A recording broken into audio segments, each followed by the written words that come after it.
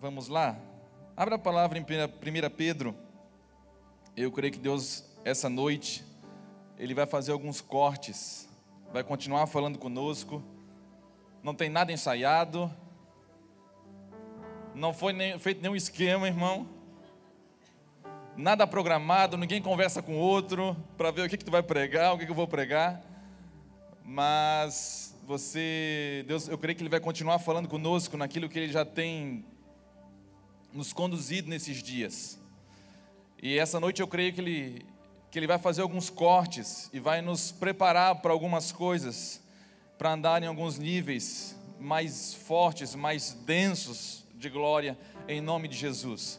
E eu oro para que essa noite, em nome de Jesus, Deus libere uma nuvem de glória sobre esse lugar. Que nós não consigamos mais esconder algumas coisas que nós escondemos, às vezes consciente ou inconsciente na sua presença. Mas que nós possamos rasgar algumas coisas nessa noite, em nome de Jesus. Eu creio que Deus está operando na igreja. E deixa eu falar alguma coisa sobre isso com você. Eu creio, como nunca antes, que nós nunca precisamos tanto de cura como nesses dias. Nunca a igreja precisou, pelo menos na nossa era, na nossa geração, talvez nas gerações que antecederam a gente, nós precisamos de cura. E eu quero falar uma coisa para você que me dói no coração, que tenho chorado, tenho clamado a Deus, tenho sentido um pouco daquilo que eu creio que Deus sente. Deus tem compartilhado as suas dores com aqueles homens que querem sentir. E eu creio que o Brasil vai pagar um pouco caro pelo despertamento da igreja.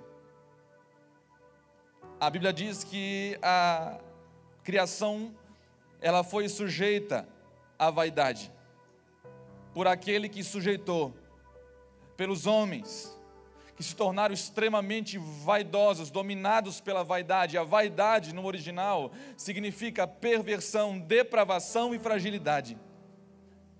O homem se tornou perverso, depravado e frágil. E isso você olha e você percebe o quanto a igreja do Senhor Jesus, infelizmente, ela tem traços dessas três características, desses três adjetivos.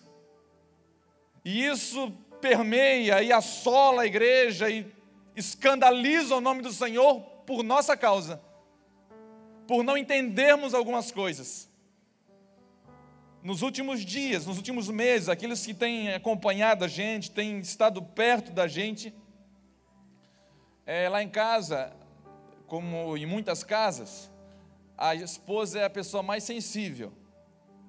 E a Débora, ela é mais sensível. Parece que a Débora recebe no físico aquilo que Deus está gerando no espiritual. Ela recebe isso. E eu tenho a facilidade de empurrar as coisas com a barriga, e vai tocando, e Deus tem que fazer uma coisa muito forte para, às vezes para mim perceber o que Ele quer. Eu tenho a tendência muito grande de se distrair com as coisas de Deus, supostamente as coisas boas.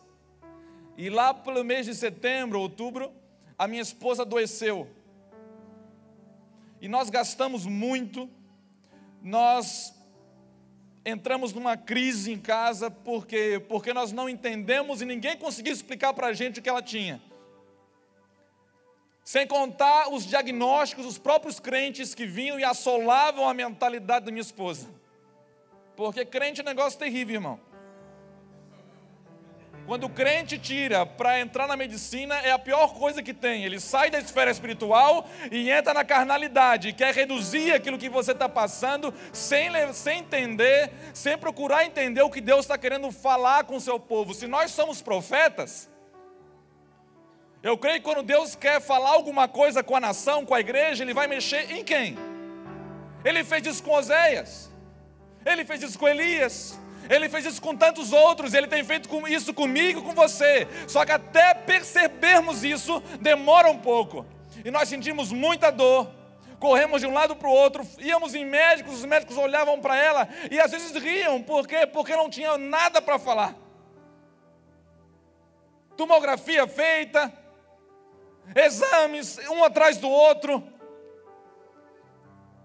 Ainda bem que o meu dinheiro vem do Senhor, porque até isso Deus deu graça. Deus pagou toda a conta. E Deus foi dando corda, vamos ver até onde que eles vão para entender isso. Que eu estou mudando o tempo, que eu estou finalizando o ciclo, que eu estou conduzindo a igreja para um outro lugar, que eu estou querendo fazer eles compreenderem alguma coisa. O remédio era o entendimento, o remédio era a compreensão. Depois de 3 meses, quando nós entendemos algo de Deus, sumiu. Misteriosamente, assim como veio, saiu. As pessoas acompanharam, eu louvo a Deus pela esposa que Ele me deu, porque ela era teimosa, irmão. Ela vinha para a igreja caindo, eu penso, se eu fosse no lugar dela, talvez eu ficava em casa com vergonha, mas ela vinha, ficava ali atrás daquele biombo, estarrada no chão, as pessoas passando e viam ela, emagreceu 10 quilos, já é magrinha. Se fosse eu, ficava tranquilo. Mas ela sabia que o que ela tinha era algo que só Deus podia resolver. E Deus mostrou para a gente, assim como ela, a igreja também está com uma enfermidade que ninguém vai conseguir curar. Só Deus. Nós nunca precisamos tanto de cura como nesses dias. E a palavra de reino que vocês têm ouvido, que Deus tem falado conosco, não é para quem não está aqui, é para nós. Palavra de reino é para quem ouve. Jesus nunca deu recado, olha, vai lá e fala para o fulano e tal que não está aqui. Não, foi sempre para aqueles que estavam ouvindo diretamente para mim e para você. Deus espera, nunca esperou tanto, eu creio, uma reação da igreja. Não interessa o nível de revelação que nós temos. Nós temos vivido em dias que as frases dos homens têm mais efeito do que a palavra de Deus. As frases bonitas que os homens postam no Twitter, no Facebook, que falam no púlpito, elas arrancam e elevam o povo a um êxtase maior do que se eu falar simplesmente uma palavra de Deus, um versículo da palavra de Deus. As pessoas não se comovem mais. Elas não rasgam mais as vestes por aquilo que pode nos levar a um avivamento verdadeiro, a palavra de Deus. Um dia Deus me fez pensar em algo a respeito de tanto intelectualismo, tanta busca por entendimento, que nós não precisamos hoje. Acho que foi o Rafael que falou aqui, o pastor Rafael, nós não precisamos de mais alguma coisa, nós precisamos dar uma resposta, nós já temos o suficiente. O problema é que nós estamos cheios de palavra. Não adianta eu querer inventar mais uma revelação, irmão, tem muita revelação hoje que não é revelação, é chifre em cabeça de cavalo.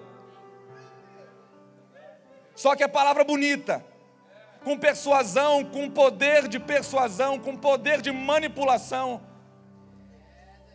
E isso é mais uma das coisas que nós temos confundido. Foi falado hoje de conversão, as pessoas têm confundido o que é conversão. Têm confundido o que é novo nascimento.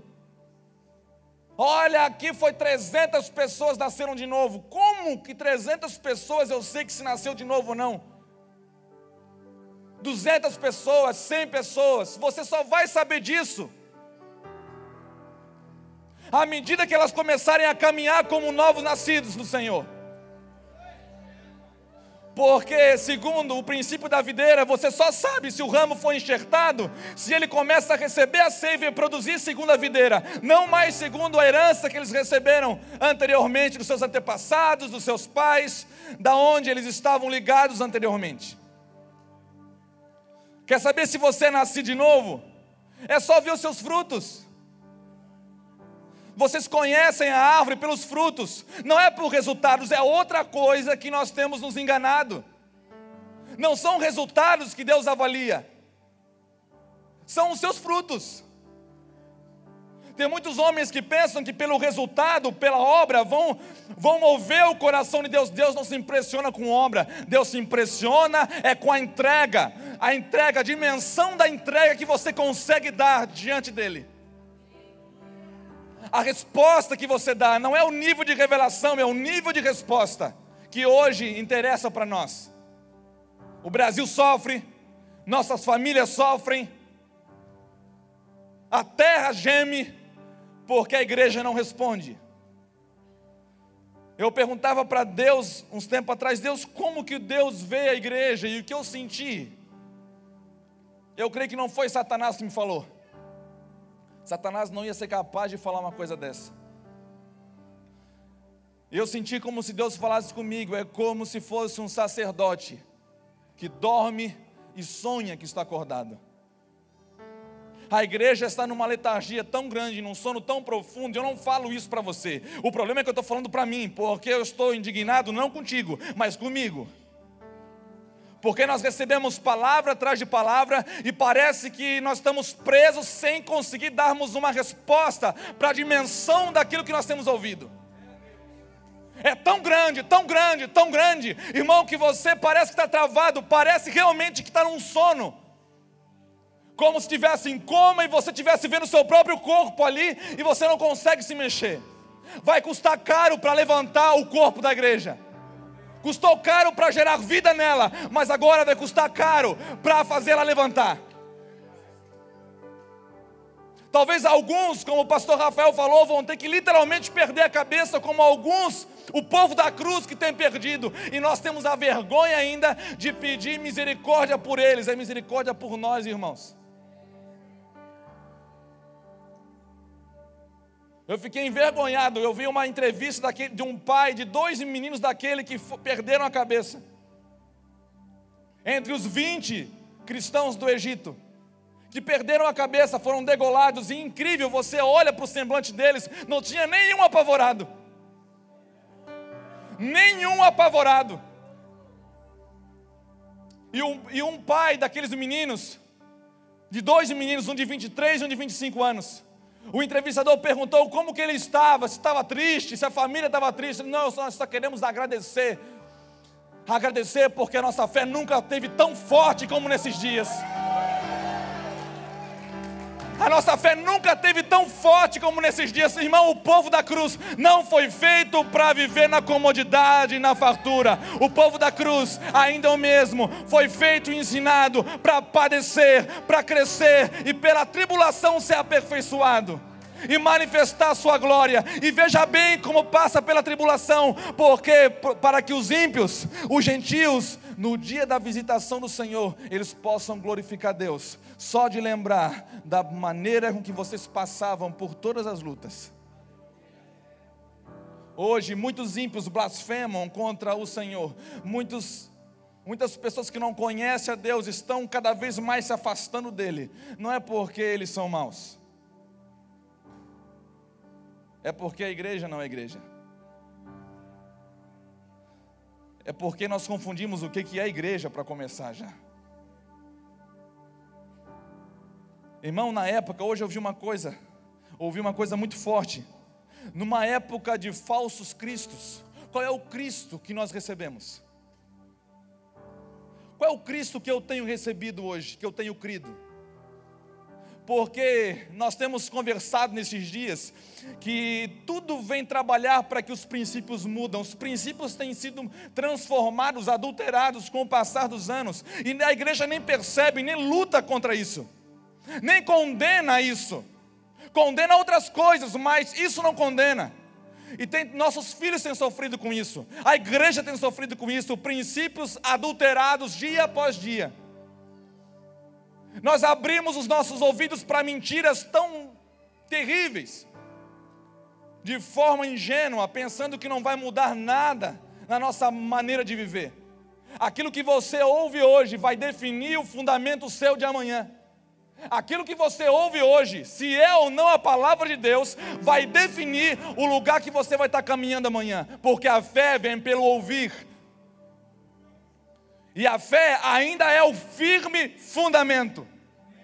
Aquilo que você ouve hoje, irmão, nós devíamos ser muito mais criteriosos com aquilo que nós ouvimos. Muito mais criteriosos. Eu sonho com um dia em que Deus vai equipar a sua igreja novamente, onde os crentes vão sentir saudade da palavra de Deus.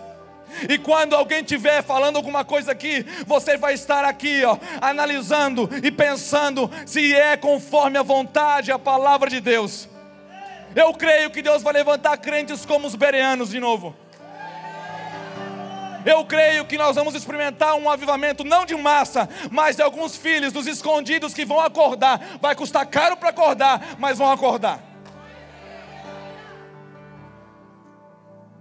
Eu creio que para acordar um corpo desse é só com choque, irmão. Só com choque. Porque você chamando não está adiantando nada.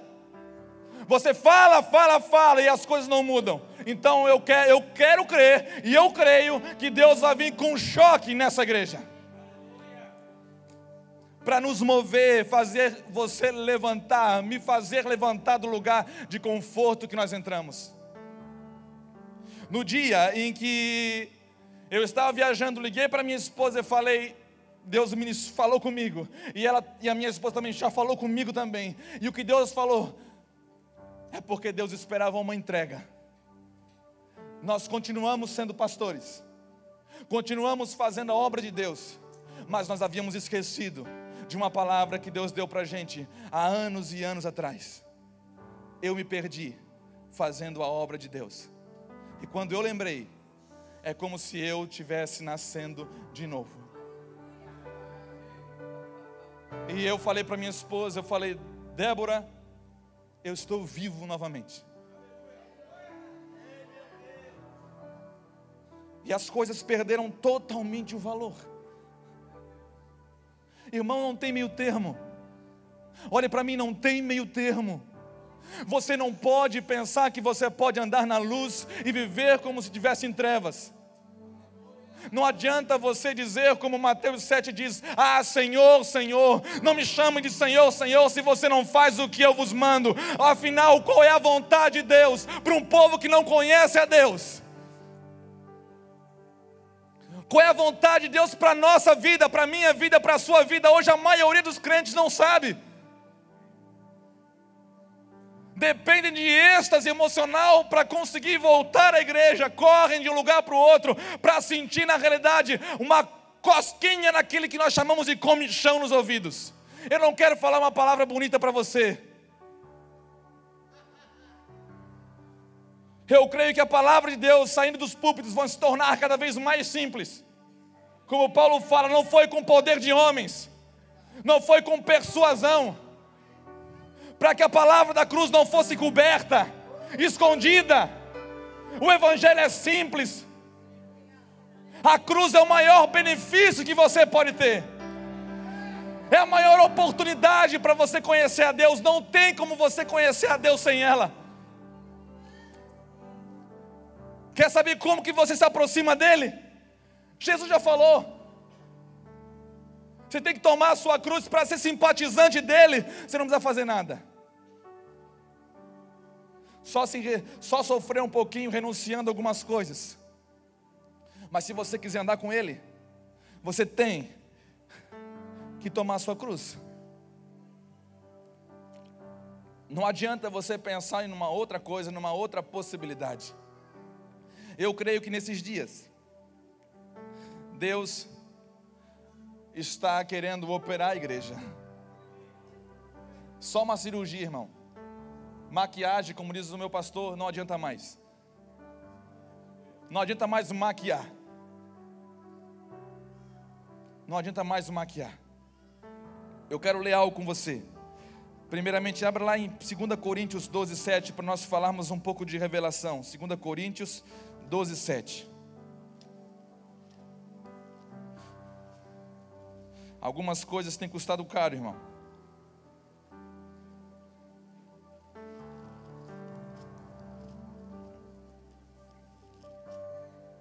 Se nós fôssemos perguntar num auditório desse, quem quer uma revelação de Deus, eu não vou perguntar agora porque você já está imaginando o que Deus vai falar com você. Você também não é bobo, né? Nem eu não levantava a mão agora. Mas se nós fôssemos perguntar quantos querem uma revelação de Deus, muitas pessoas iam levantar a mão, porque está todo mundo correndo atrás disso. O problema, irmão, é que para você receber uma revelação, isso vai te custar alguma coisa.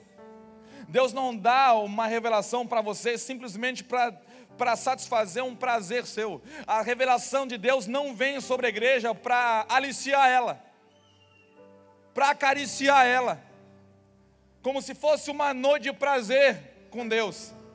A revelação de Deus vem para te mover, para fazer você andar, para gerar uma resposta, uma indignação dentro de você. Primeiramente com você. Tudo tem que partir de você, dentro de você. Agora, olha só como diz ali. Vamos ler do 6. Porque se quiser gloriar-me, não serei nécio. 2 Coríntios 12. Porque direi a verdade, mas deixo isso, para que ninguém cuide de mim mais do que em mim vê ou de mim ouve. E para que me não exaltasse pelas excelências das revelações, foi-me dado um espinho na carne, a saber, um mensageiro de Satanás, para me esbofetear, a fim de não me exaltar. Irmão, quanto mais revelação que você tem, mais você vai ter contatos, experiências com esses mensageiros, que na realidade é uma vacina para o teu bem. Por isso que nós, quando conversamos entre nós, na realidade nós ficamos perguntando como que Deus está fazendo alguma coisa com homens como nós, porque na realidade esse mensageiro vem e lembra quem você é o diabo fazendo o trabalho sujo para Deus.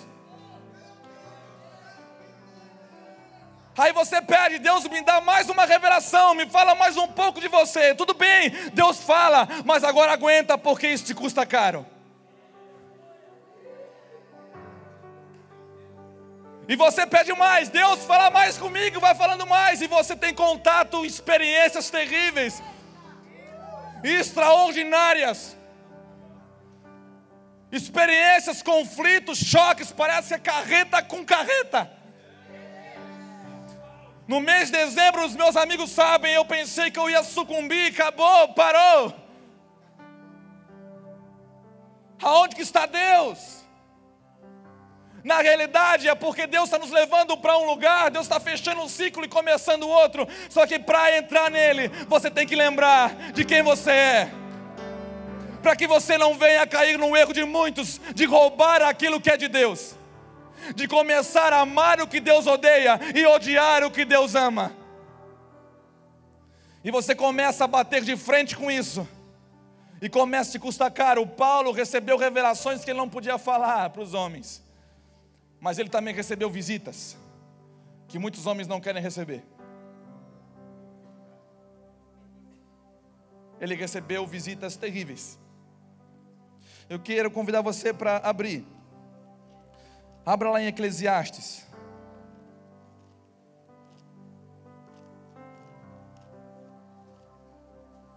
Eclesiastes 5. Hoje nós estamos vivendo em dias que todo mundo tem alguma coisa para falar, né, irmão? Mas eu quero falar uma coisa. Nós estamos ficando cada vez mais pobres de relacionamento.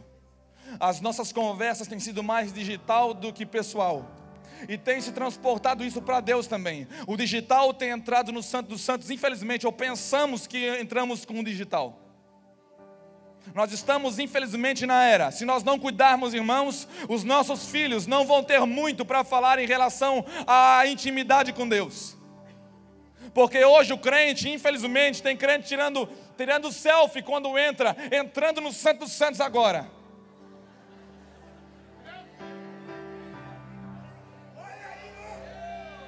Você já sabe, não custa lembrar, que intimidade exposta deixa de ser intimidade e é pornografia.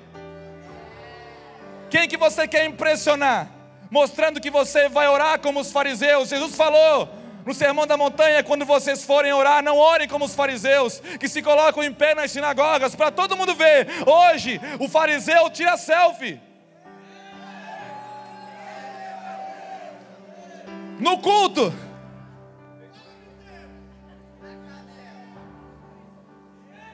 Me perdoa, irmão, mas isso é um veneno que se você não cuidar, você toma e não percebe, só percebe quando morre. Só percebe quando morre. Nós esquecemos que para entrar na presença de Deus, o véu foi rasgado, mas os princípios não mudaram, continuam o mesmo. O pecado não entra. Pecado não entra. Você tem que passar pela cruz para entrar ali. Tem gente que está se divertindo nos átrios exteriores e pensa que está no Santo dos Santos. Não, isso não é Santo dos Santos, querido. O Santo dos Santos, quando um pecador entra, ele não permanece pecador. Quando uma prostituta entra, ela não sai de lá prostituta. Quando um mentiroso entra, ele não sai mentiroso. Quando um viciado em pornografia entra, ele não sai viciado em pornografia. Hoje a gente pensa que Santo dos Santos é isso daqui, ó. Que intimidade com Deus é isso daqui. Que tipo de relacionamento nós estamos vivendo? Eu estava orando para Deus hoje, enquanto os irmãos adoravam, e eu perguntava para Deus, eu comecei a desabafar com Deus, olhando para os nossos filhos, para os seus filhos, para as minhas filhas. Eu falei, nossos filhos são tão especiais, Senhor, tão especiais, que aos meus olhos eu não sou capaz de ensiná-los. Parece que eu estou errando pela dimensão da importância que elas têm, que eles têm para o reino de Deus, para a continuidade daquilo que Deus está querendo fazer na minha vida e na sua vida. Pela dimensão de vida com Deus que eu vivo, parece que é totalmente inadequado para isso. Que tipo de discípulo nós estamos querendo levantar nesses dias? Com uma vida de igreja que nós temos percebido hoje, que dá até vergonha de falar que você é crente, dá vergonha de falar que você é evangélico. Uma nação, irmão, me perdoa, mas nós chegamos no lugar, nós chegamos no limite. Uma nação que está passando o que está passando, consegue festejar o carnaval, o povo vai para as ruas festejar, beber, se divertir. Nós estamos perdidos como nação. E o pior é que nós não conseguimos ver uma resposta da igreja. Porque não adianta orarmos, Deus tem falado isso para a gente, não adianta orar para Deus curar a nação, sem antes orar para que Deus cure a igreja. Porque a palavra ainda é a mesma. Quando o meu povo se humilhar, orar, se converter os seus maus caminhos, Deus não está falando isso para ímpio, Deus está falando isso para uma igreja que se esqueceu dele, para um povo que acha que conhece ele, mas não conhece mais, que saiu da sua presença. Deus está falando, olha, lembre-se de mim, se converta dos seus maus caminhos, então eu vou fazer o papel então de curar a sua nação. Hoje o Brasil é um extrato, do que tem sido a igreja. Há mais corrupção, a corrupção dentro da igreja é pior do que a corrupção do Planalto, do que a Câmara dos Deputados, é pior. É pior porque nós falamos que conhecemos a Deus e eles pelo menos não falam que conhecem.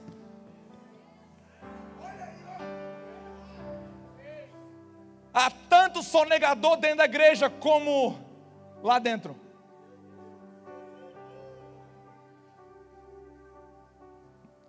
Mas vamos para frente.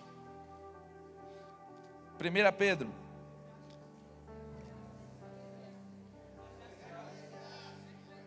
Não li Eclesiastes. Vocês estão ligados mesmo, irmão? Eu fiz só para ver se vocês estavam. Vamos lá. Obrigado, irmãos. Coisa linda é o corpo de Cristo. Eita Deus. Guarda o teu pé quando entrares na casa de Deus. Inclina-te mais a ouvir do que a oferecer sacrifícios de tolos, pois não sabem que fazem o mal. É o versículo 1 do capítulo 5.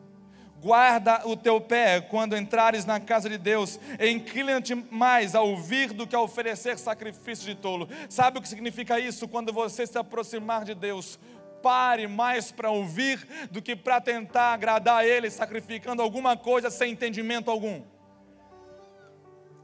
Quando a palavra de Deus fala, por exemplo, em Romanos capítulo 12, para não nos conformarmos com este século, mas transformar pela renovação da nossa mente, que é o vosso culto racional, que é o vosso serviço consciente, que é uma manifestação com entendimento, é a mesma coisa. Não tem como chegar nesse lugar que Paulo está falando aos romanos sem você ouvir. Sem ouvir. A Bíblia fala que qual é o homem que ouve a palavra de Deus? É aquele que construiu uma casa e antes de construir, cavou fundo até chegar à rocha. Hoje nós estamos na era de uma igreja que ela não cava, ela quer impressionar a Deus e os homens, são grandes prédios. O que impressiona a Deus é os homens dispostos a cavar profundo. Porque cavando você vai chegar na rocha, e a rocha é Cristo. A terra é a mesma, o prédio é o mesmo, a diferença é que uns cavam e outros não. O cavar significa que você está ouvindo. Hoje a maioria dos pastores estão interessados em dar uma resposta ministerial, enquanto você devia dar uma resposta para Deus, cavando. Não fique preocupado com o prédio que você está construindo, fique preocupado com o terreno em que você está cavando, se já alcançou o lugar que você deve alcançar. Glória a Deus que Deus está impedindo que alguns homens cresçam. Glória a Deus se alguns ministérios não têm crescido, porque se crescer, se perde. Porque antes, quem dá o crescimento é Deus. É uma outra mentira. Porque hoje os homens pensaram que eles podem produzir segundo o seu intelecto, segundo a sua força. Enquanto você não se esgotar disso, não está bom. Você tem que chegar no ponto que Jacó chegou no Val de Jaboque. Deus, eu não aguento mais. Eu fiz tudo até hoje segundo o meu entendimento, segundo o meu intelecto, segundo a minha força. Mas agora eu quero o Senhor. Ele agarrou nele e não largou. O que vai precisar para eu fazer isso? O que vai precisar acontecer para você fazer isso? Aonde você se esgota de você mesmo. Aonde você vai para Deus literalmente. Não falar, ouvir. Por que Moisés era um cara diferenciado diante do povo de Israel? Porque ele ouvia. Você pensa que ele passou 40 dias e 40 noites no monte falando? Ele passou contemplando e ouvindo, contemplando e ouvindo, contemplando e ouvindo, contemplando e ouvindo. Mas o ouvir, irmão, tudo vai conspirar para você não ouvir mais. A sua alma fica apavorada quando entra dentro de um quarto, você fecha a porta e agora você vai ficar em silêncio, a sua alma berra. O seu corpo sente dor. Você lembra de 1000 coisas que você tem que fazer para você não ouvir. Porque tudo começa por aquilo que você ouve. Você não vai ter disposição de contemplar se você não perceber, se você não tiver a capacidade de ouvir primeiro. A igreja tem que parar, cuidar, quando ela entra na presença de Deus, ouça, abra os seus ouvidos para ouvir o que Deus está falando. Abra os ouvidos. Agora vamos para 1 Pedro.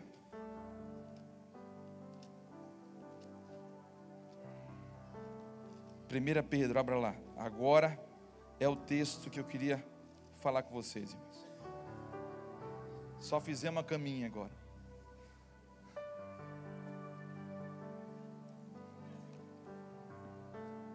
Aleluia. Estão bem, irmãos? Aleluia. 1 Pedro, versículo 13. 1 Pedro, capítulo 1, versículo 13.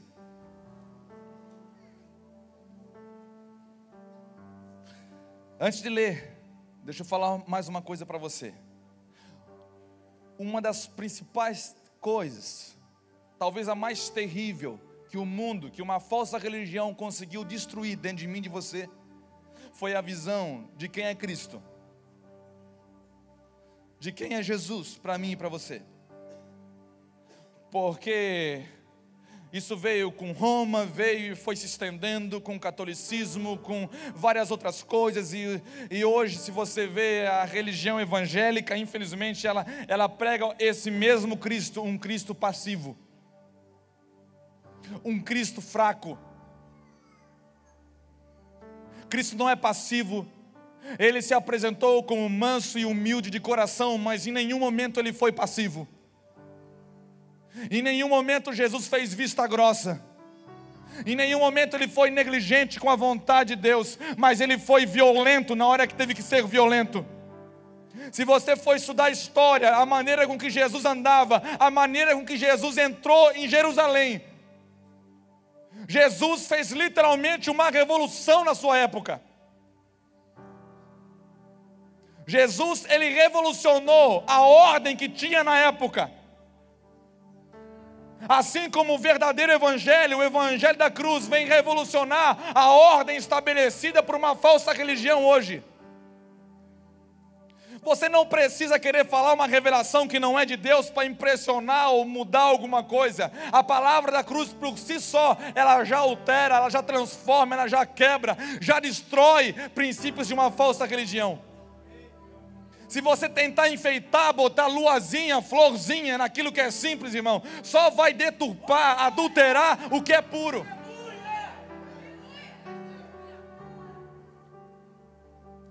Só vai estragar. Só vai impedir as pessoas terem seus olhos abertos. Só prega tempo e fora de tempo. Fale de Cristo como Cristo é. O homem que veio e revolucionou a sua vida. Ele revolucionou Paulo. Paulo é o exemplo de metanoia, de mudança de mente.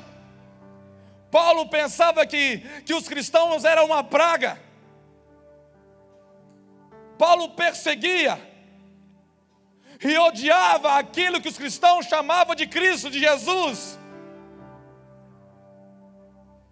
Ele matava e tinha prazer nisso e pensava que estava fazendo um favor para Deus. Tem muita gente vivendo como Saulo hoje. Pensa que é nascido de novo, pensa que é crente, mas está vivendo como Saulo, fazendo alguma coisa que acha que é boa para Deus. Só tem uma vontade de você fazer a vontade de Deus, só do jeito de Deus.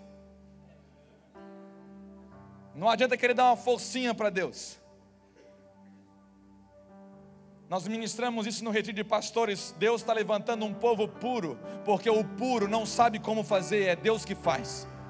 Quanto mais puro, por isso que os puros verão a Deus, irmãos.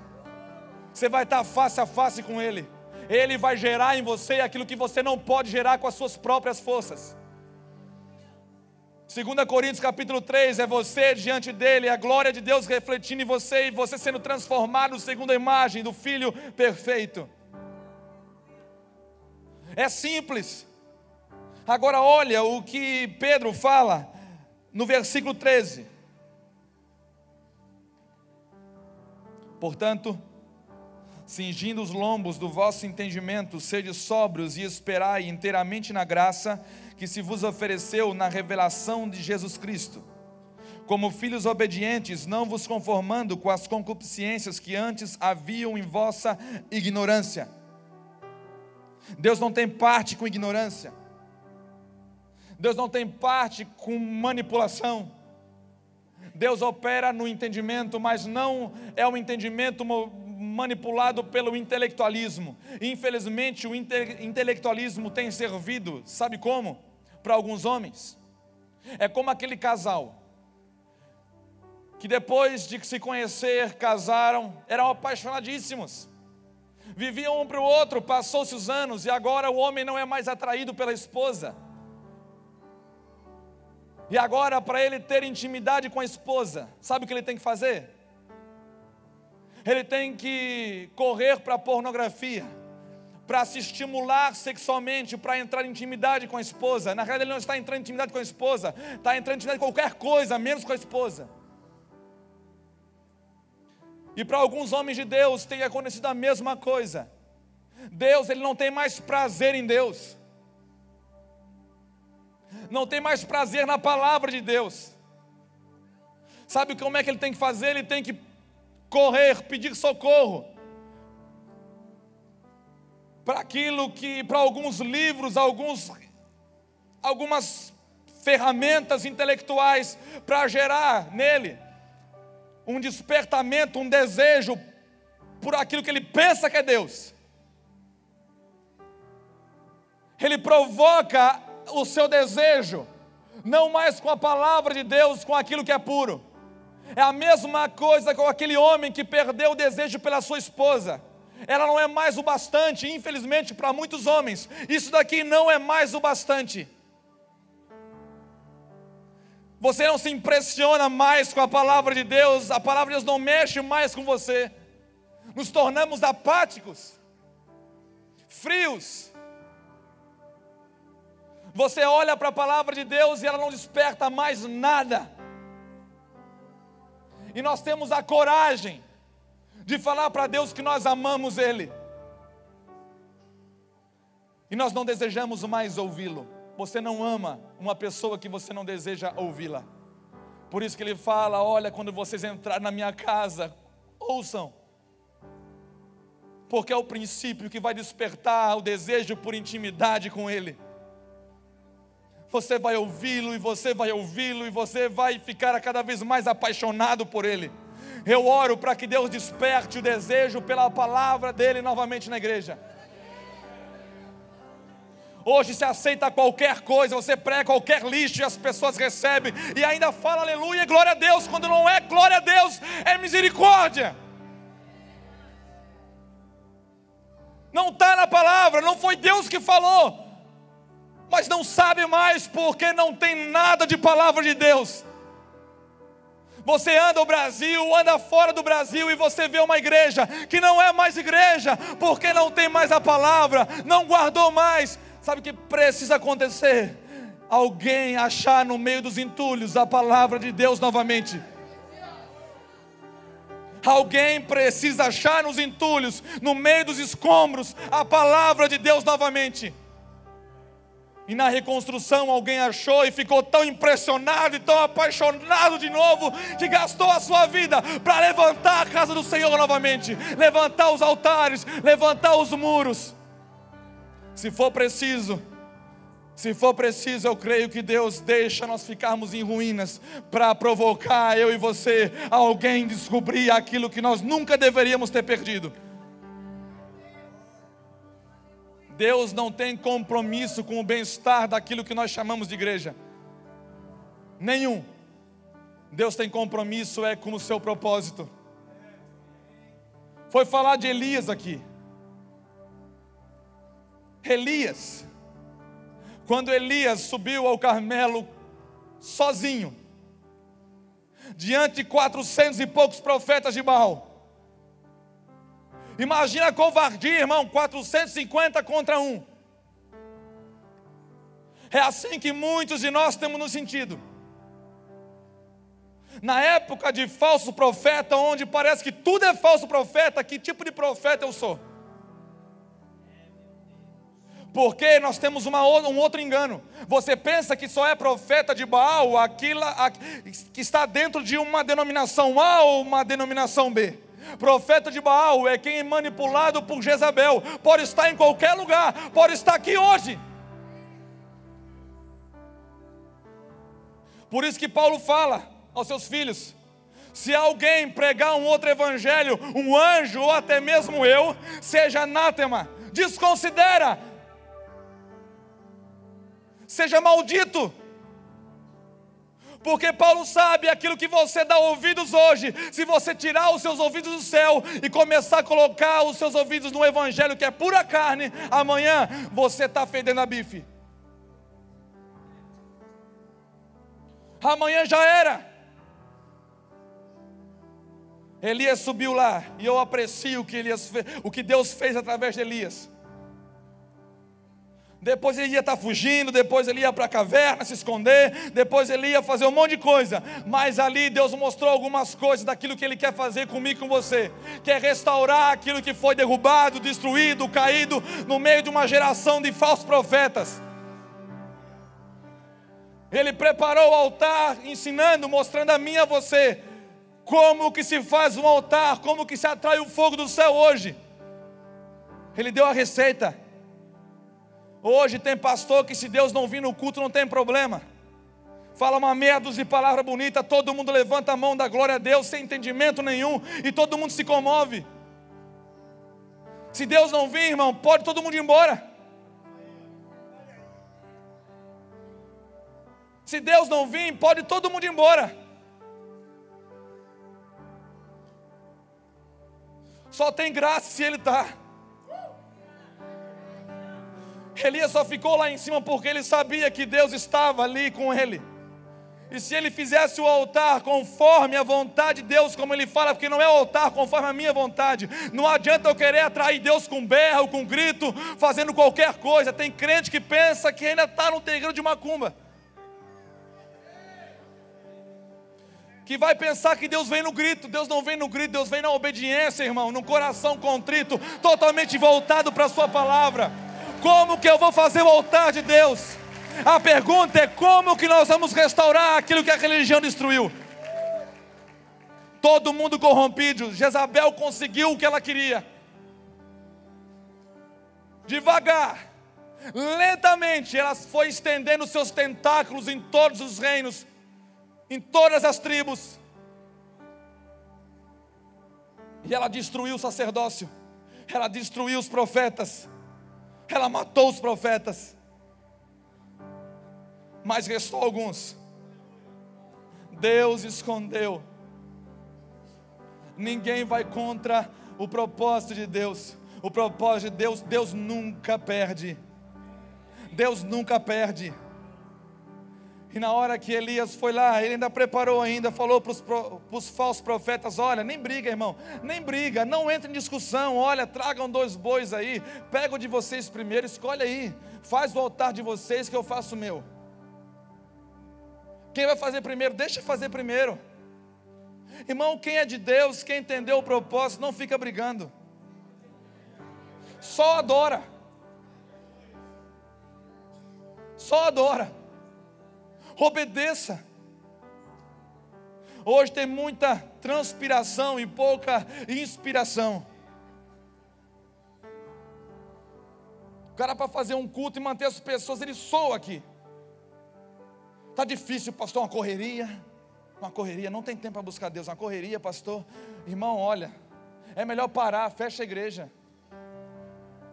Fecha aquilo que você chama de igreja, se a correria te separa de Deus. Tudo que o povo precisa é ver um homem que busca a Deus, que a prioridade é Deus, que ele vive para Deus, porque dele, por ele, para ele são todas as coisas. Os seus discípulos não precisam de você todas as horas, eles precisam que você esteja com Deus todas as horas. Ah, mas é muito problema, sempre vai ter problema, irmão. E você pensa que você resolve. Caiu bonito, bobinho. Pensa que você resolve, que você é o cara da igreja mesmo.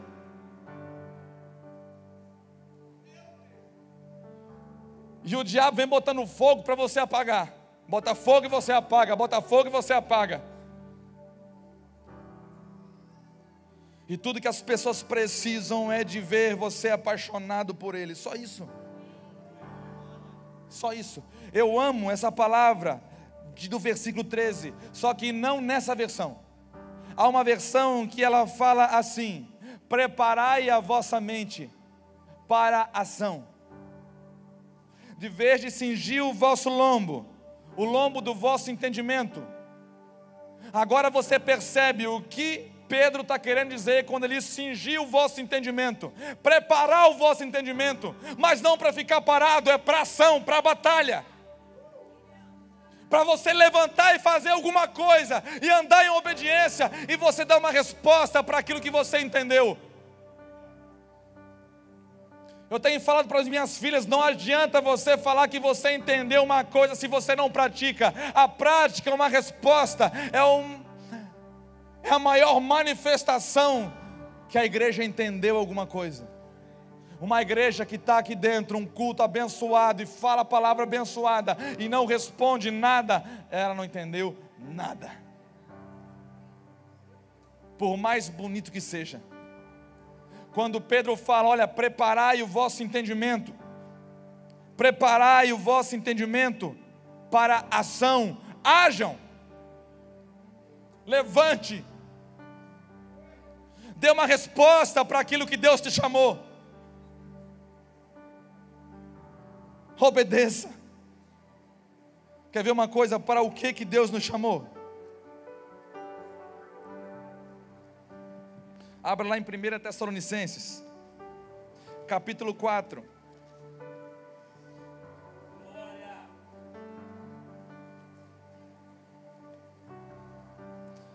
Versículo 1 em diante, diz assim: finalmente, irmãos, vos rogamos e exortamos no Senhor Jesus, que assim como recebestes de nós, de que maneira convém andar e agradar a Deus, assim andai, para que continueis a progredir cada vez mais. Já tem uma maneira de você andar para você progredir, de glória em glória, de fé em fé. Tá bom, pastor? Não tá bom. Não pode estar bom quando Deus tem muito mais para mim e para você. Porque vós bem sabeis que mandamentos vos tenho dado pelo Senhor Jesus, porque esta é a vontade de Deus, a vossa santificação. Repita comigo: porque esta é a vontade de Deus, a nossa santificação.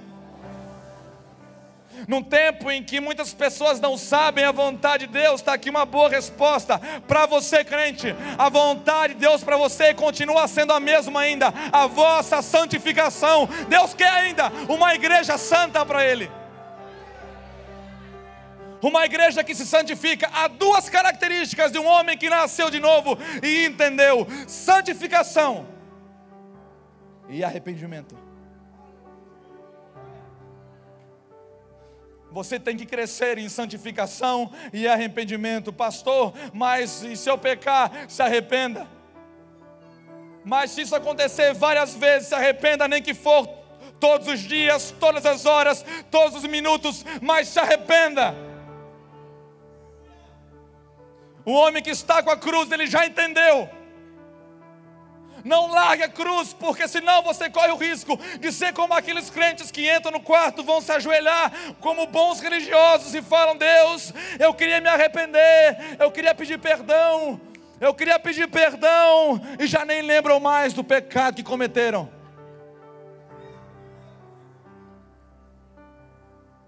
E aqueles que acham que não tem pecado se fazem a si mesmos mentirosos. Já começa a pedir perdão por isso, porque você não lembra dos seus pecados, está tão cauterizado. Você tem que descobrir, voltar a pegar a cruz aonde você largou ela, porque arrependimento não é obra de homem. Tem crente hoje que faz até o que o diabo duvida, ele pensa que pode programar arrependimento. Tem crente que faz isso. Olha, eu vou pecar, vou dar uma pecadinha, eu quero é carne mesmo, estou com fome. Faz igual Esaú. De que me adianta o direito de primogenitura se agora eu tenho fome? Então peca. E depois diz a palavra que ele procurou um lugar de arrependimento com lágrimas e não achou mais. Cuidado, irmão. Se você não se arrepende mais, você precisa desesperadamente de Deus. Porque arrependimento não é obra da carne, não é obra de homem, é do Espírito Santo de Deus que está dentro de você, falando: olha, acorda, acorda. Isso não é vontade de Deus. O Espírito Santo ainda é o mesmo quando o homem está diante de um computador que não tem ninguém, é só ele e Deus ali, mas ele nem percebe que Deus está mais ali. Então ele entra e começa a ser seduzido pela pornografia, e o Espírito Santo de Deus está clamando dentro de você: não, não é isso a vontade de Deus. A vontade de Deus é a vossa santificação, e você rejeita a voz dele, e cada vez ela vai se tornando cada vez mais longe de você, mais longe. Não porque ele se distanciou, é porque você fechou seus ouvidos para ele. Você fechou seus ouvidos para ele. Aqui fala: olha, a vontade de Deus é a vossa santificação, que vos abstenhais da prostituição. Há uma versão que é melhor do que prostituição, porque prostituição, infelizmente, o crente pensa que é a prostituta que está lá fora, é o ímpio, é o pecador, é o desgraçado que está lá fora. A versão melhor aqui seria imoralidade sexual. Escute uma coisa: nós nunca tivemos, pelo menos na nossa história, nos nossos dias como esses que nós temos vivido. Os púlpitos da nossa nação estão recheados de imoralidade. Sacerdote casando-se e se dando em casamento. Quer ver uma coisa? Abra lá em Malaquias. Malaquias capítulo 2.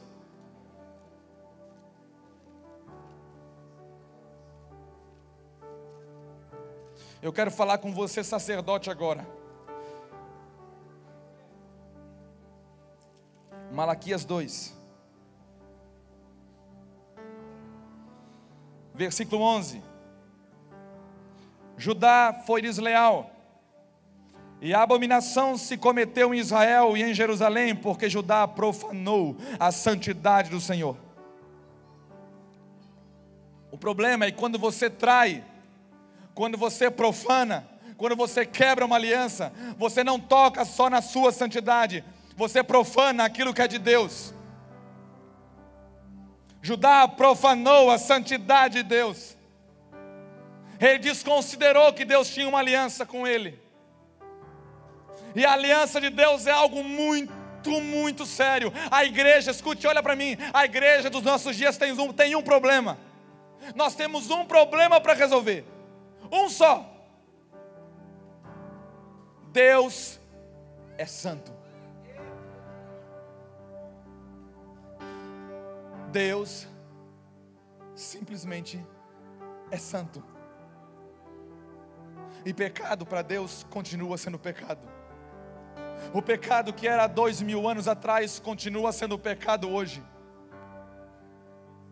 Mas os homens quebraram, e Deus fala que, olha, Judá foi desleal, ele profanou a santidade do Senhor, a qual ele ama, e se casou com a filha de deuses estranhos. O Senhor extirpará das tendas de Jacó o homem que fizer isso, o que vela e o que responde, e o que oferece dons ao Senhor dos exércitos. Ainda fazeis isto, cobris o altar do Senhor de lágrimas e choros e de gemidos, de sorte que Ele não olha mais para a oferta, nem a aceitará com prazer da vossa mão. E dizeis, por quê? Irmão, o profeta desviado, o sacerdote desviado, o homem de Deus desviado, ele tem a cara de pau de perguntar, por que Deus não aceita a oferta da mão dele ainda? Por que, Senhor? Nós estamos liturgicamente perfeitos, temos o melhor louvor, temos os melhores pregadores, juntamos e arrastamos multidão. Por que, Senhor, que o Senhor não recebe aquilo que nós oferecemos aqui no altar? E o Senhor começa a responder eles. Por quê? Por que, Senhor? Porque o Senhor, no versículo 14, foi testemunha entre ti e a mulher da tua mocidade, ao qual tu foste desleal, sendo ela a tua companheira e a mulher do teu concerto. Sabe o que é uma coisa que Deus está falando aqui? Há uma versão que eu amo, que ele fala, porque você, sacerdote, não amou a mulher da sua mocidade, a sua virgem, eu não aceito mais e não olho para a sua oferta. Pode falar o que for, irmão, pode falar o que for, eu fico com a Bíblia. Seja todo homem mentiroso, mas Deus verdadeiro. Há muito templo no Brasil estão cheios e sendo oferecidas ofertas e louvores, mas Deus fala, eu não recebo mais. Por quê? Porque vocês não amam mais a esposa, que ela representa o meu concerto, a minha aliança com vocês. A capacidade que você tem de obedecer a Deus é a mesma capacidade de um homem amar a sua esposa. Deus sabe quando um sacerdote abandona a sua esposa, ele vai abandonar Deus a qualquer momento.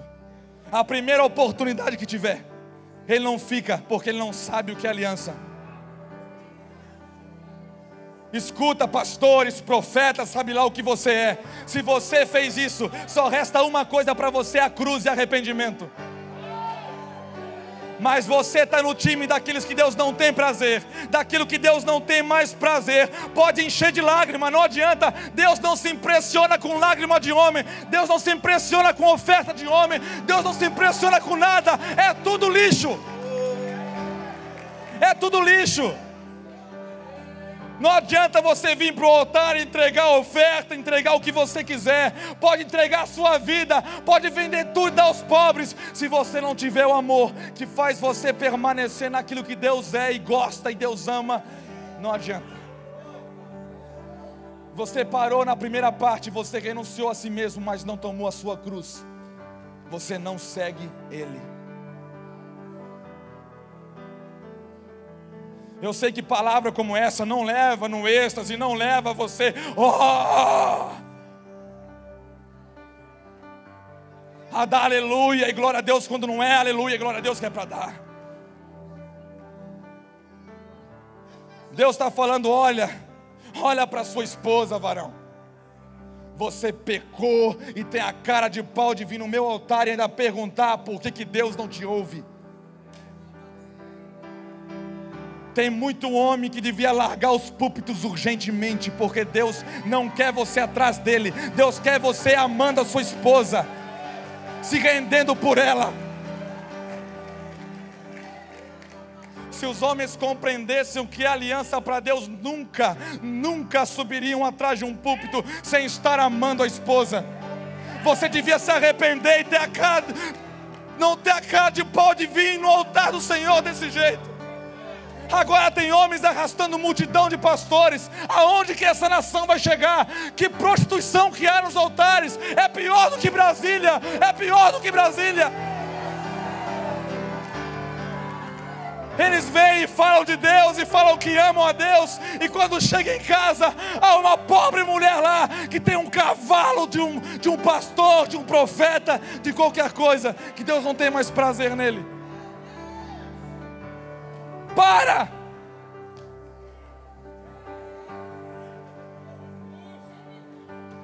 Eu tive que provar para mim, para Deus, ou para mim mesmo, sei lá para quem que foi. Deus me colocou na parede em dezembro, a minha esposa me chamou e falou, olha. Em outras palavras, ela falou, pô, você tem coragem de parar de viajar? Eu estou precisando. E eu julgava que eu estava fazendo, arrebentando. E tentei convencer ela, porque a gente é bom para isso. A gente é bom para convencer. E eu tentei convencer a minha esposa. Glória a Deus que ela na situação era muito mais crente que eu, muito mais sensível, muito mais aberta a Deus. Deus estava usando ela sofreu para Deus me colocar no trilho de novo. E foi até que eu disse, então eu vou desmarcar tudo. Isso doeu porque eu vi como isso era importante para mim.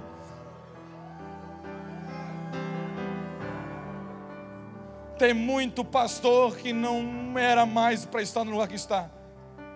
Tem muito homem de Deus que está em lugares que não era mais para estar aonde ele está. Agora tem que ser muito macho, irmão.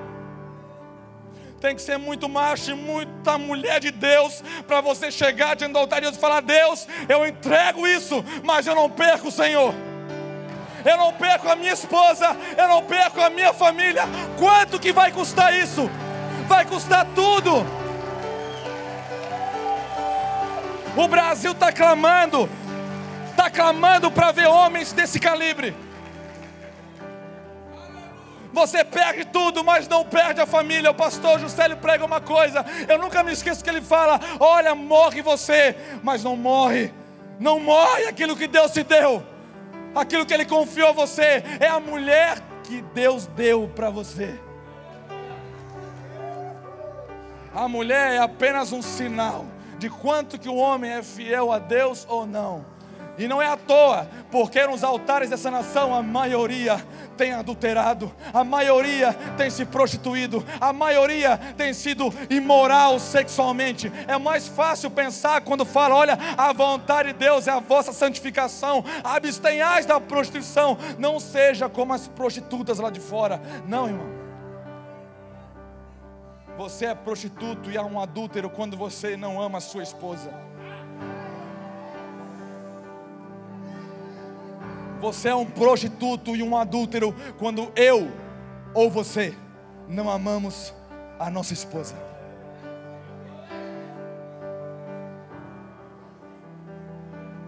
Ah, pastor, mas o que vai acontecer com as igrejas? Pode sair um monte de gente, irmão. Vou lembrar o que um discípulo falou: acaso eu fui chamado para agradar homens ou a Deus? Você foi chamado para agradar quem? Você foi chamado para agradar quem, varão? Quando você ama sua esposa, Deus tem prazer. Quando você ama os seus filhos, Deus tem prazer. Agora, quando você enche uma igreja, às vezes Deus tem nojo, ojeriza. Eu gosto de uma palavra em Amós que Deus lembra: olha, vocês pensam que vocês sacrificaram a mim no deserto? Vocês não sacrificaram a mim.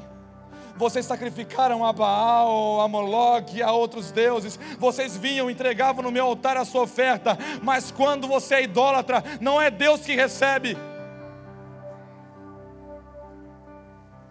Não é Deus.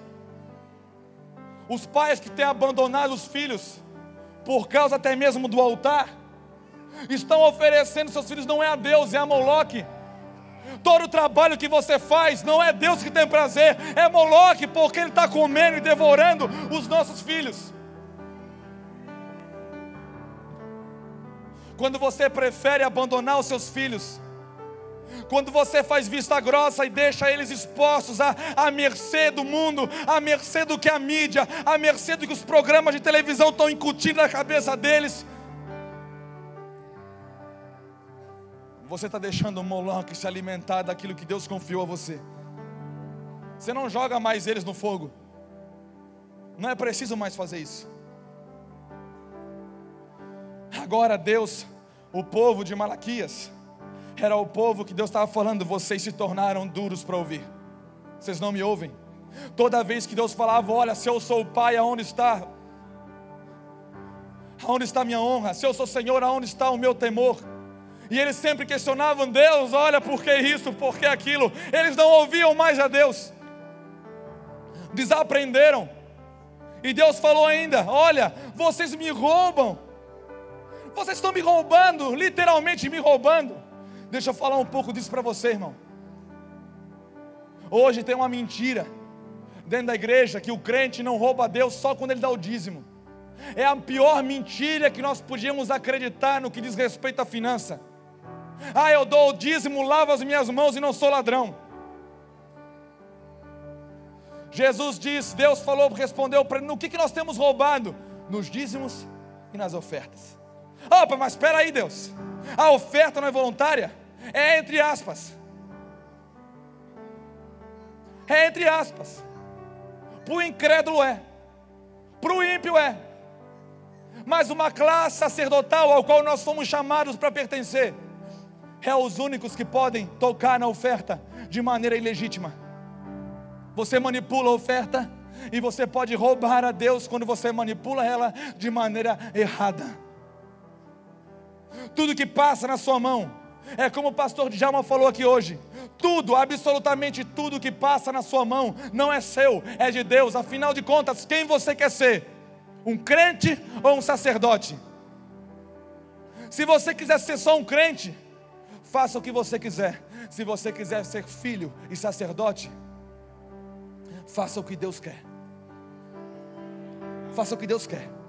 Tem muito homem que Deus tem dado recurso na mão dele, e ele sabe por que Deus deu. E Deus pede para ele: olha, dá 1000 para esse, dá 500 para esse, dá um carro para esse. E você endurece o coração e até dá alguma coisa, mas se você der parte, você é ladrão do mesmo jeito. Porque o princípio do ladrão é a desobediência. Não é o quanto que você omite, o quanto que você rouba. Não, é a desobediência que está por trás desse princípio. Tá, mas Senhor, mas eu faço as coisas dentro do templo e sou liturgicamente perfeito. Então um dia foram perguntar para o Senhor Jesus, e foram perguntar para os discípulos se nós deveríamos pagar impostos, se nós deveríamos pagar os tributos. E um dia perguntaram para o Senhor, e o Senhor falou: Jesus falou, olha a moeda. O que vocês vêem na moeda? É César. Então dê a César o que é de César e a Deus o que é de Deus. Chegou a hora de nós falarmos, irmãos. Jesus colocou em par de igualdade. Se você é dizimista, mas você sonega, você é ladrão do mesmo jeito. Eu estou sendo você é legalista, pastor. Não, eu estou sendo só bíblico, está escrito. Jesus condenou uma prática. Ele condenou. Simplesmente Ele condenou. Agora, hoje, nós amamos o que Deus odeia. Se Deus fala, eu odeio repúdio, os homens estão amando divórcio. Como que nós podemos falar que nós amamos a Deus? Nunca teve tanto divórcio no meio da igreja. Nós estamos em dias que, se não for feito nada, a igreja sucumbe. Porque há um legado, abriram uma porta para isso na igreja brasileira. Você sabe do que eu estou falando? Está caindo um atrás do outro. Está caindo um atrás do outro. Está na hora dos homens de Deus se levantarem e falar: não, eu morro. Se for preciso, eu morro para continuar a palavra de Deus, para mostrar que é possível, que vale a pena. Tessalonicenses fala: olha, eu vos chamei para o reino de glória. Não foi para qualquer coisa que Deus te chamou. Eu louvo a Deus porque Deus me levou a comparar duas igrejas, a de Tessalônica e a de Corinto. Uma carnal, cheia de dons, mas carnal. Mas tinha o que o povo quer, dom, mas era carnal.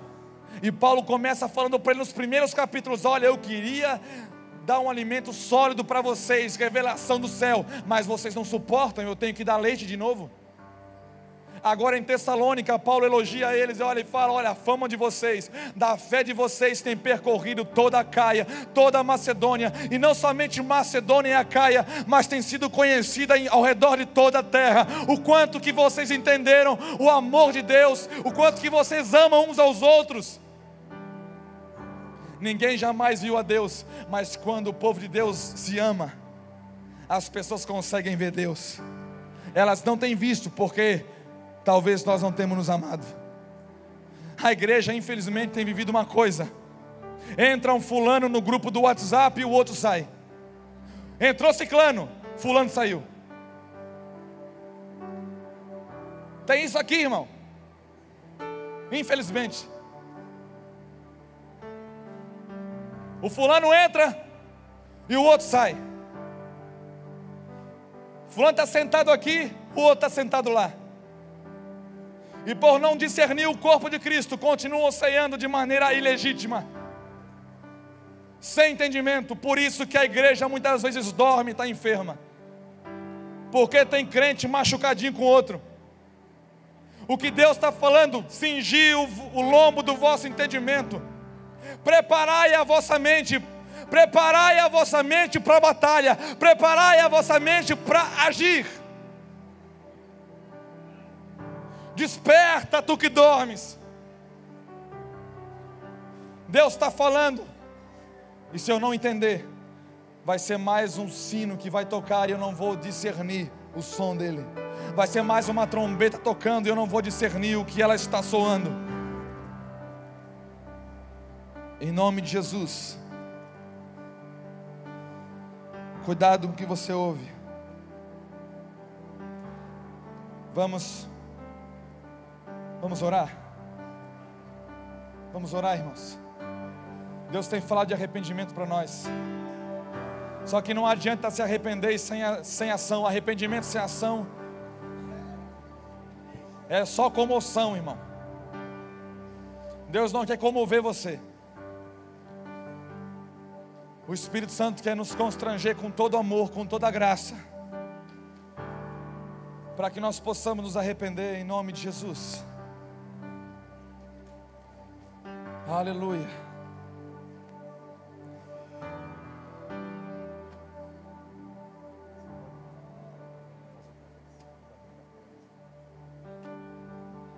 Aleluia.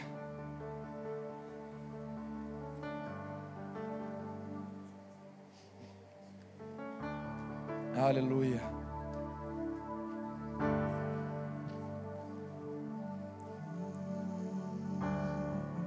Faz-me morrer pras coisas desse mundo. Faz-me esquecer das coisas que me afastam de você. Irmão, eu quero falar uma coisa para você. Eu não estou indignado com a igreja. Eu já tive. Eu estou indignado comigo. Porque eu sei que custou muito caro. Quanto mais eu percebo o valor que foi pago na cruz, mais indignado eu fico. Eu não estou indignado com a igreja. Jesus ama ela. Só que Ele tem me chamado. Ele tem chamado você.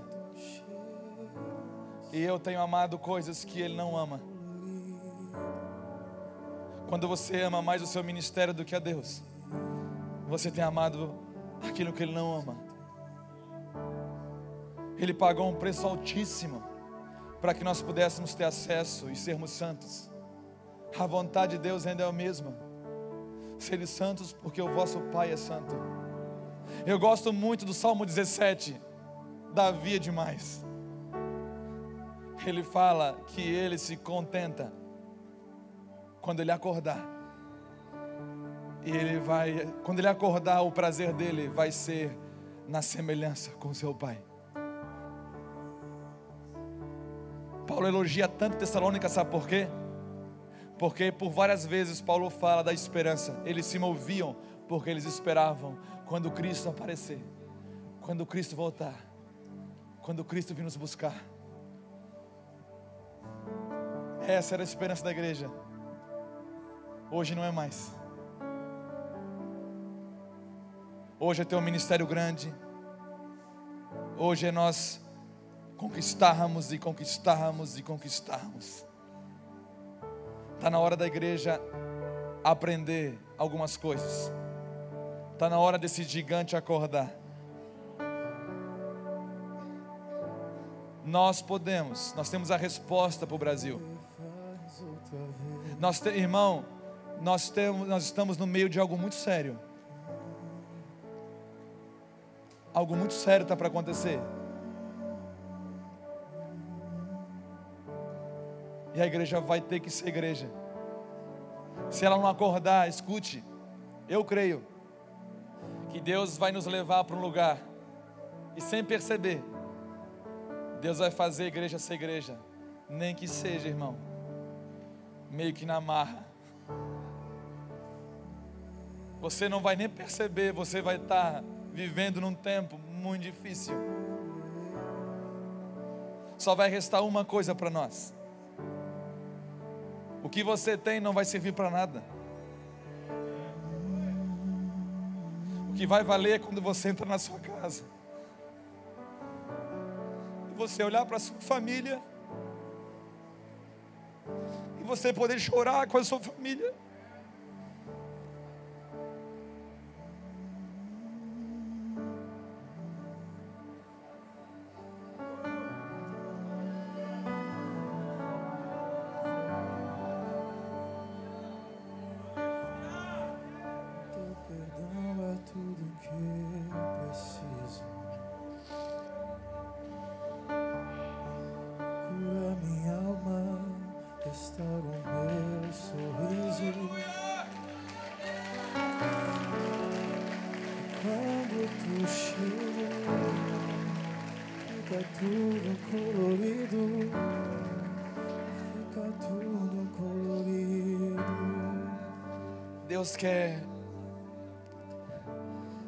Jesus quer entrar no lugar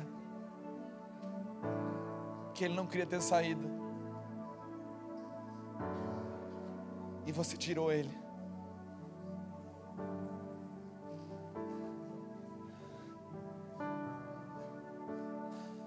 Quando Ele entra, fica realmente tudo colorido. A vida com Deus nunca foi tão sem gosto como nos nossos dias.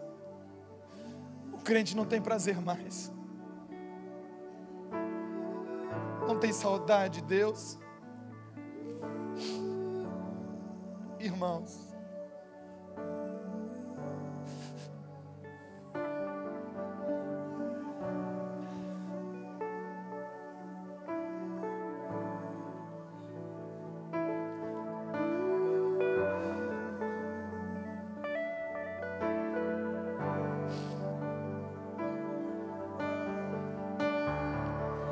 no que nos tornamos, no que você se tornou, no que eu me tornei.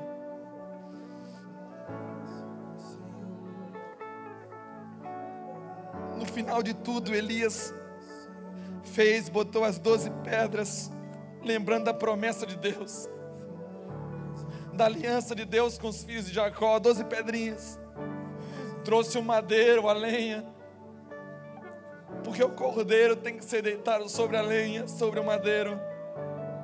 Jogou água, e no final ele falou: Deus, está aí, ó, conforme a tua vontade. Você só tem que fazer isso, irmão. Só fazer a vontade dele. Eu não tenho prazer em sacrifícios, eu tenho prazer na obediência.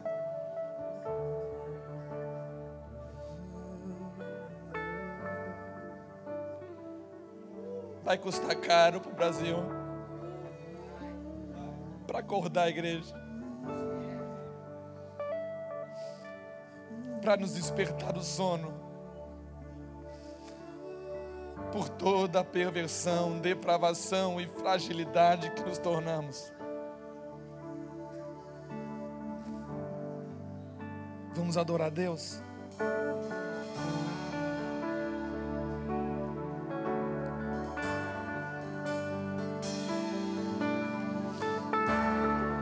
Faz-me morrer para as coisas desse mundo. Faz-me esquecer das coisas que me afastam de você. Teu nome é como unguento derramado em minhas feridas, que me curam, restaura a alegria. Do teu perdão é tudo que eu preciso. Cura minha alma, restaura o meu sorriso. Quando tu chegas, fica tudo colorido, fica tudo colorido. Faz outra vez, faz outra vez, faz outra vez, como na primeira vez. Faz outra vez.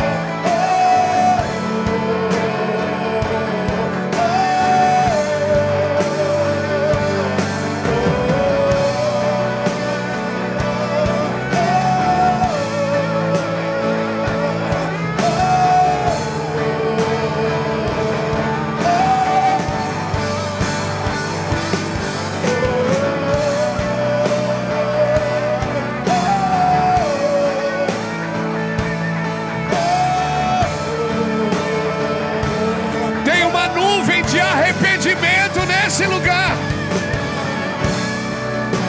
saia do seu lugar e venha, se prostre ao Senhor, se arrependa nessa noite. Há uma nuvem de arrependimento sobre esse lugar.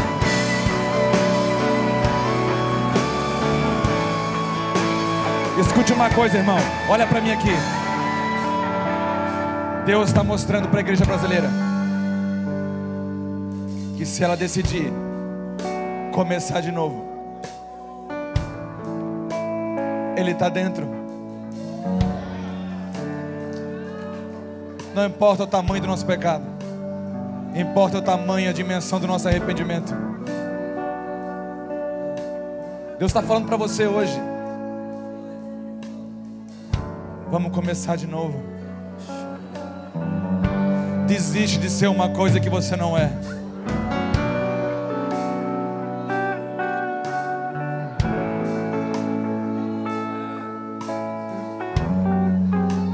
O que você está esperando ainda?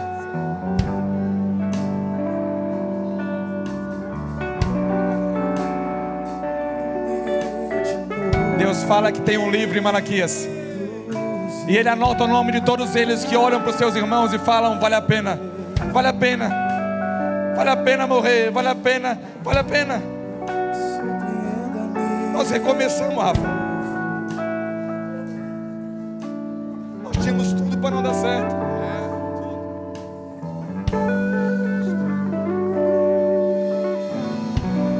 O que vai mudar essa geração é o que nós temos ouvido aqui. São homens que não querem mais viver, que o prazer do Senhor.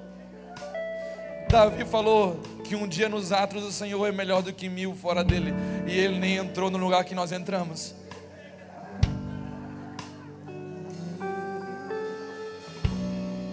Corre aqui para frente. Se eu fosse você, eu corria. Você não precisa sentir vontade, Pai. Chega de correr atrás, depender da sua vontade. Chega de depender do seu sentimento. Chega de depender de um sentimento, de uma vontadezinha. Você tem que vir por convicção. Cingir os vossos lombos, o lombo do vosso entendimento. Preparai a vossa mente. Transformai-vos pela renovação do vosso entendimento.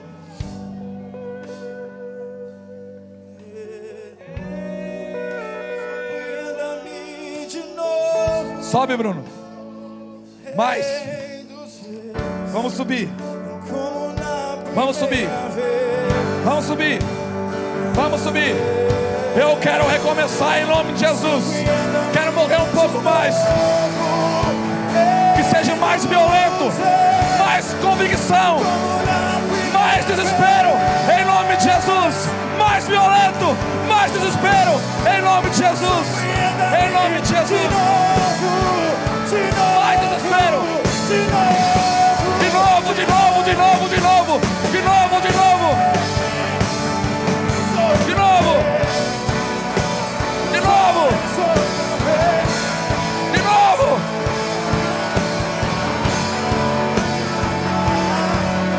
Flua, Senhor, flua nesse lugar. Flua, Espírito Santo. Nós queremos voar nas tuas asas. Flua, flua. Flua, flua, flua, flua. Suba, suba, suba, suba. Flua.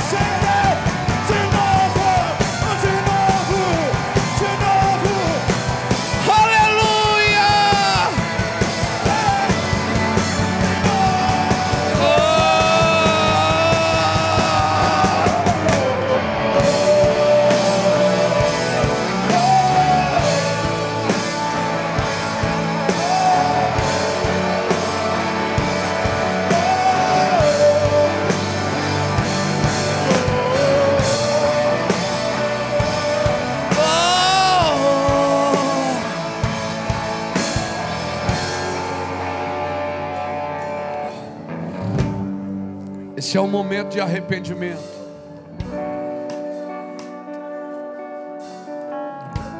Não existe maior fracasso na nossa vida do que a gente ter sucesso naquilo que Deus não aprovou. Quanto mais você tem sucesso numa coisa que Deus não aprovou, mais revela o seu fracasso. Não há problema ter sucesso, mas só naquilo que Deus aprovou. Ter sucesso naquilo que Deus não aprovou revela a nossa fraqueza, o nosso fracasso. Mas graças a Deus que a mão do Senhor não está encolhida, que não possa nos abençoar. E graças a Deus que os seus ouvidos não estão tapados, que não possam nos ouvir. E se é as iniquidades que fazem separação de nós e nosso Deus, vamos entregá-las. Vamos abrir mão, vamos confessar. Nós não podemos pecar no varejo e confessar no atacado. Se nós pecamos no varejo, nós temos que confessar no varejo. Pecado tem nome. Dá o nome dele. Diga para o seu Senhor nessa noite: Senhor, é pornografia, Senhor, é imoralidade, Senhor, é inveja, eu sou invejoso. Fala. Dá o nome dele, ele tem nome. Senhor, eu não posso ver ninguém tendo sucesso do meu lado, eu fico triste, porque eu queria que fosse comigo. Fala. Se nós estamos pecando no varejo, vamos confessar no varejo. Quanto mais nós tivermos sucesso naquilo que Deus não aprovou, tem coisas que Deus não aprovou e não adianta a gente ter sucesso para mostrar para o mundo. Isso pode impressionar pessoas, mas não pode salvá-las. Não pode salvá-las. O nosso sucesso fora do alinhamento do coração de Deus não salva. A igreja nunca teve sucesso como está tendo nos últimos anos, nas últimas gerações. Mas a igreja não tem afetado a terra, não tem salvado o mundo. Então nós vamos gastar um tempo. Eu quero pedir para o pessoal do louvor, não deixa subir não. O negócio aqui é chão, joelho. Vamos jogar para baixo. Não é uma festa, é hora de arrependimento. Amém? Então nós vamos chorar ao Senhor. Eu quero chorar pelo meu pecado e pelo seu pecado. Eu quero chorar pelo pecado da minha nação. Eu quero chorar pelo pecado da igreja que eu amo, da minha igreja, a igreja do meu Senhor. Salomão um dia falou: jardim selado, fonte selada, és tu. A igreja precisa voltar a ser uma fonte selada, um jardim fechado.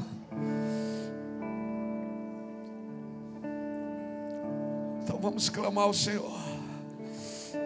Vamos clamar ao Senhor. Será que eu sou joio? Será que eu sou trigo? Será que eu sou mais um impostor ou sou seu amigo?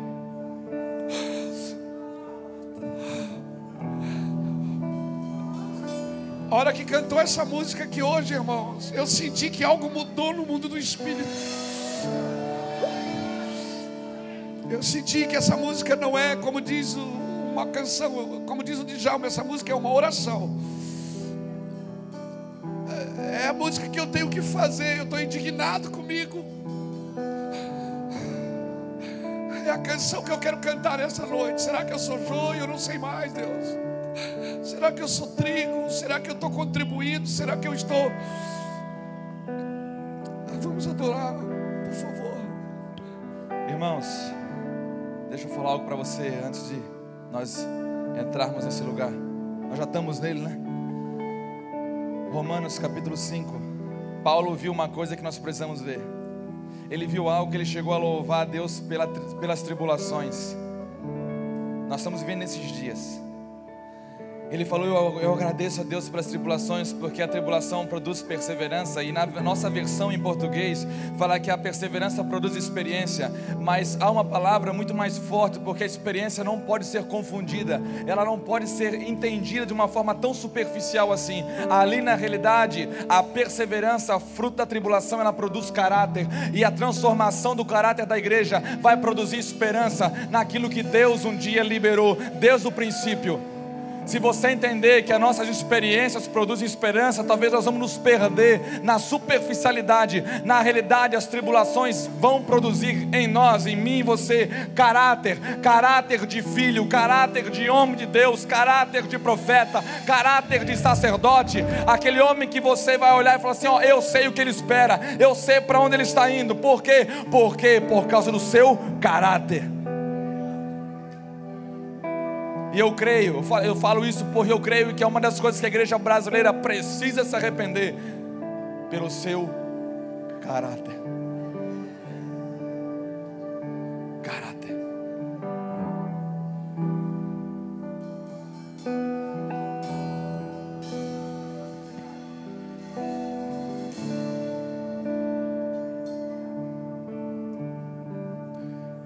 Ele vem pra medir,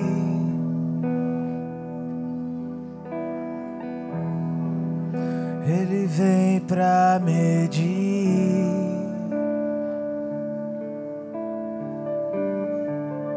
Ele vem pra medir,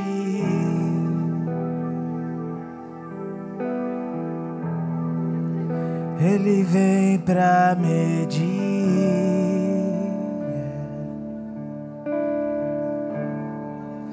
Ele vem pra medir,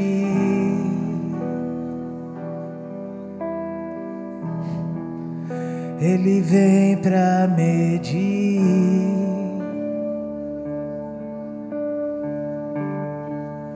Ele vem pra medir,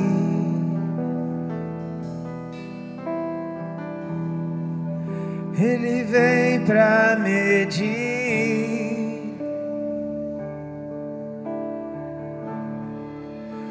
Voltei-me pra Jerusalém com misericórdia, assim diz o Senhor.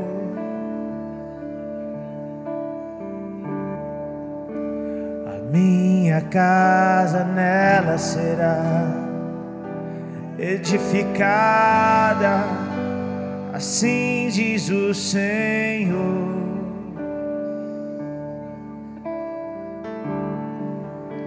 Voltei-me pra Jerusalém com misericórdia, assim diz o Senhor.